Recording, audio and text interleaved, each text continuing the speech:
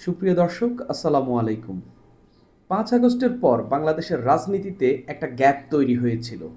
সেই গ্যাপে কেউ এসে যদি ভালো রাজনীতি করত, সেই জায়গাটা দখলে নিতে পারত এবং একটা নতুন রাজনৈতিক শক্তি উত্থানের একটা ভালো সম্ভাবনা ছিল। এটা অনেকেই মনে করে থাকেন এবং এটা নিয়ে ব্যাপক আলোচনা রয়েছে। সেই শক্তিটা হইতে পারত যারা শেখ হাসিনার পতন ঘটিয়েছেন তারাই। তো তারা একটা দল করলো, অনেক কিছু অনেক জল্পনা কল্পনার পর ফেব্রুয়ারির শেষ দিনে গিয়ে তারা একটা দলের আত্মপ্রকাশ করলো। দলটা যেন তেন ভাবে চললেও যখন জুলাই পদযাত্রা করতেছিল তখন দেখা মনে হচ্ছে তাদের সঙ্গে মানুষ সম্পৃক্ত হচ্ছে। 15ই জুলাই পর্যন্ত যখন তাদের এই পদযাত্রা চলছে বিভিন্ন স্থানে, বিশেষ করে খুলনার কয়েকটি জেলাতে, তারপরে বরিশালের কয়েকটি জেলাতে ব্যাপক মানুষের সমাগম দেখা গেছে। একদম মানে যখন জুলাই পদযাত্রা শুরু করলো, এরপর ধীরে ধীরে যখন 10 তারিখের দিকে গেল, তখন দেখলাম যে আমরা মানুষ হওয়া শুরু হয়েছে এবং মানুষের এক ধরনের তাদের প্রতি আগ্রহ দেখা গেছে। 15 তারিখ রাতে হঠাৎ করে তাদের মাথায় ভূত উঠল। তারা গোপালগঞ্জের মার্চ টু গোপালগঞ্জ তারা ঘোষণা দিল। সেখানে গেল, তারা আওয়ামী লীগের কিংবা গোপালগঞ্জের মানুষের প্রতিরোধের মুখে পড়ল। শেষ পর্যন্ত সেখানে তারা মুজিববাদ মুর্দাবাদ স্লোগান দিল। এরপর সেনাবাহিনীর এপিসিতে করে তাদেরকে পালিয়ে আসতে হলো।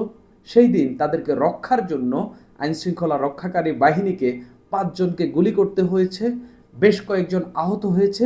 এখন পর্যন্ত সেই ঘটনার কারণে সেখানে ধরপাকড় এখনো জারি রয়েছে। ঠিক সেদিনের পর থেকে 16ই জুলাইয়ের পর থেকে আমি আর এনসিপির রাজনীতি রাইট ট্র্যাকে দেখিনি। অর্থাৎ গোপালগঞ্জে তারা যেভাবে ঘোষণা দিয়ে গেছে এবং যেভাবে প্রতিরোধের মুখে পড়েছে এবং যেভাবে তারা পালিয়ে এসেছে সেনাবাহিনীর এপিসিতে করে, এরপর তাদের রাজনীতি যেন ওই এপিসিতে ঢুকে গেছে এবং সেটা করে কোথায় জানি চলে গেছে, সেই রাজনীতিটা আর দাঁড়াচ্ছেই না এবং সম্ভাবনা এমন জায়গায় পৌঁছেছে যে আসলে এই রাজনীতিটা আর দাঁড়াবে না এরকমই মনে হচ্ছে। সেই জায়গা থেকে এনসিপি নতুন করে তাদের মধ্যে কিছু হয়তো তারা নিজেদের মধ্যে হয়তো বোঝাপড়া তৈরি করেছে। তারা এখন নুরুল হক নূরের যে দল গণ অধিকার পরিষদ, তাদের সঙ্গে একীভূত হওয়ার যে আলাপ আলোচনা সেটা মাঠে এসেছে। এই আলাপ আলোচনা নিয়ে এনসিপির নেতারাও ব্যাপক আকারে বক্তব্য দিচ্ছেন। সার্জিস আলম কথা বলেছেন, এনসিপির কেন্দ্রীয় নেতারা এটা নিয়ে কথা বলছেন, তারপরে গণ অধিকার পরিষদের কেন্দ্রীয় নেতারা এটা নিয়ে কথা বলছেন। তবে দলীয় রিলিজ এখনো কিছু পাইনি, মানে দলীয় স্টেটমেন্ট যেটা সেটা এখনো আমাদের হাতে আসেনি। এখন প্রশ্ন হইল, এটা আসলে এই প্রক্রিয়াটা কিভাবে হচ্ছে? এখন গণ অধিকার পরিষদের তো নিবন্ধন আছে আর এনসিপির তো নিবন্ধন নেই। সেই ক্ষেত্রে নামটা কোনটা থাকবে, নাকি দুই নামকে এক করে আলাদা নতুন কোনো একটা নাম করা হবে কিনা, কিংবা এটা সভাপতি কে হবে নতুন যেটি হবে, এটা নিয়ে নানান ধরনের আলাপ আলোচনা চলছে। এর আগে একটা কথা বলা দরকার, এনসিপি আর গণ অধিকার পরিষদ যে দুইটা রাজনৈতিক দল, দুইটা রুট কিন্তু একটা জায়গা থেকে। ঢাকা বিশ্ববিদ্যালয়ে এক ধরনের ছাত্র রাজনীতি করে তারা বেড়ে উঠেছে। নুরুল হক নূরের নেতৃত্বে 2018 সালে কোটা আন্দোলন হয়েছে, তারপরে ডাকসু নির্বাচনে তারা জয়লাভ করেছে, নুরুল হক নূর ভিপি হয়েছেন, আক্তার হোসেন সমাজসেবা সম্পাদক হয়েছেন। এরপরে সেখান থেকে ছাত্র শক্তি নামের, ছাত্র অধিকার থেকে বের হয়ে নাহিদ ইসলামরা ছাত্র শক্তি নামে একটা রাজনৈতিক প্ল্যাটফর্ম খুলেন। তারা সেখানে রাজনৈতিক চর্চা করেন। সেটার মধ্য দিয়ে আমরা দেখলাম 2024 সালের অভ্যুত্থানের নেতৃত্বই দিয়েছে মূলত এই ছাত্র শক্তি। এই ছাত্র শক্তি কিন্তু ওই 2000 কোটা আন্দোলনের ফসল। তো 2021 সালে নুরুল হক নূর দল তৈরি করেছেন এবং শেখ হাসিনার ওই এস্টাবলিশমেন্টের মধ্যে নুরুল হক নূর তার দলের প্রক্রিয়া চালিয়েছেন এবং বিভিন্ন জায়গায় কমিটি দিয়েছেন। অন্তত এনসিপি এখন যে পরিবেশ পেয়েছে, যে ধরনের সরকারের সহায়তা পেয়েছে, তার চেয়ে বরঞ্চ নুরুল হক নূর ওই শেখ হাসিনার সময়ে বরঞ্চ ভালোভাবেই তার দলটাকে গড়ে তুলেছেন। এনসিপি সেভাবে পারেনি, অন্তত ডক্টর মোহাম্মদ ইউনূসের এই সরকারের শাসনামলে যখন সরকারটাও তাদের বসানো।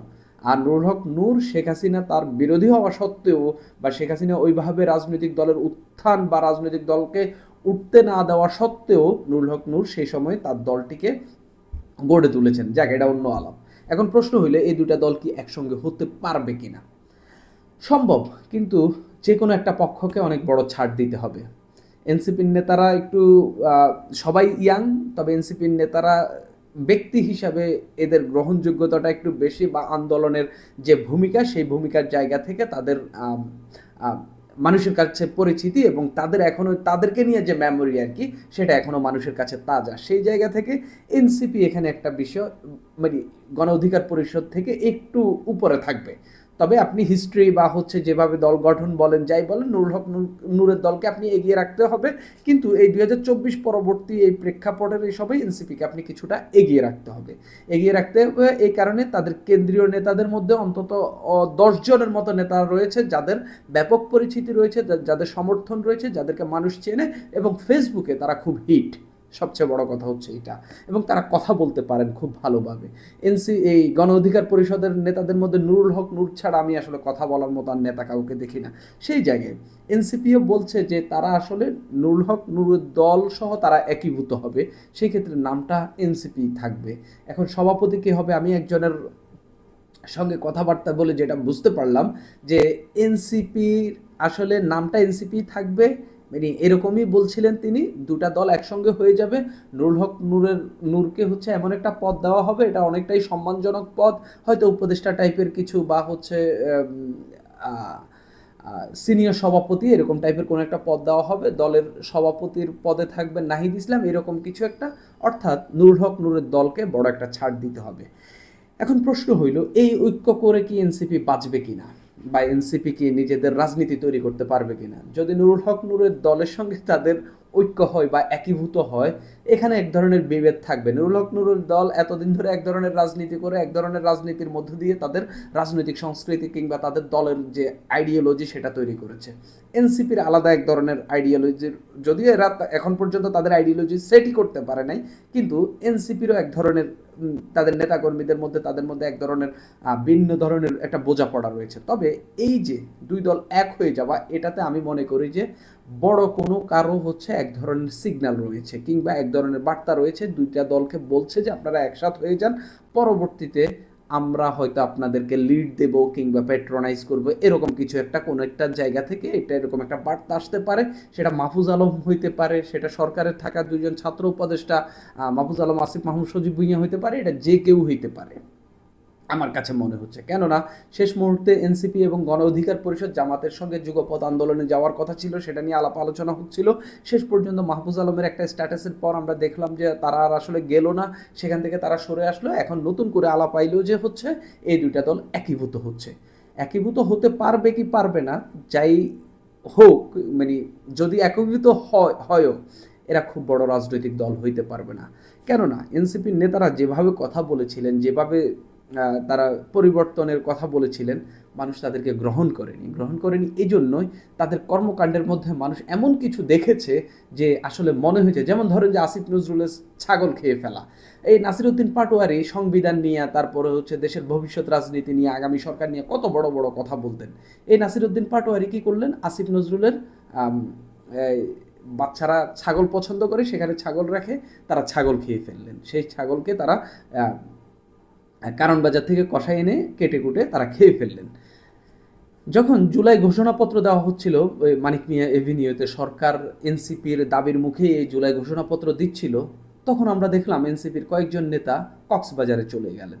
এই যে দায়িত্ব জ্ঞানহীনতা, এই যে আপনি গোপালগঞ্জে হঠাৎ করে একটা নতুন রাজনৈতিক দল, আপনি যেটা হচ্ছে কোনো ধরনের মানে কথা নেই বার্তা নেই, হঠাৎ করে আপনি মার্চ টু গোপালগঞ্জ আপনি ঘোষণা দিয়ে গোপালগঞ্জে চলে যাচ্ছেন, সেখানে প্রতিরোধের মুখে পড়ছেন, আপনাদের জন্য আইনশৃঙ্খলা রক্ষাকারী বাহিনী 5 জনকে হত্যা করতে হইলো, আপনারা এপিসিতে করে পালাই আসলেন। এই যে রাজনৈতিক অপরিপক্কতা, এগুলো চরমভাবে দেখিয়েছেন, এবং যার কারণে আমি দেখতে পাচ্ছি স্পষ্টত 16 জুলাইয়ের পর, অর্থাৎ এনসিপি তো এই আত্মপ্রকাশের পর মাঝখানে মার্চ গেল, এপ্রিল গেল, মে গেল, জুন গেল, জুলাইয়ের মাঝামাঝি তারা হচ্ছে নিজেদের মানে এক ধরনের আত্মহত্যা হয়ে গেল, এনসিপি নাই হয়ে গেল। এরপরে দৃশ্যত এনসিপি নাই। তারা ঢাকায় এসে 3 আগস্ট একটা প্রোগ্রাম করলো, আমি আমার এই চ্যানেলেই বলেছি, সেই প্রোগ্রামে 5000 মানুষও হয় নাই, তাও আমি ঠেলে ঠুলে 10,000 বলছিলাম, কিন্তু 5000 মানুষও হয়নি।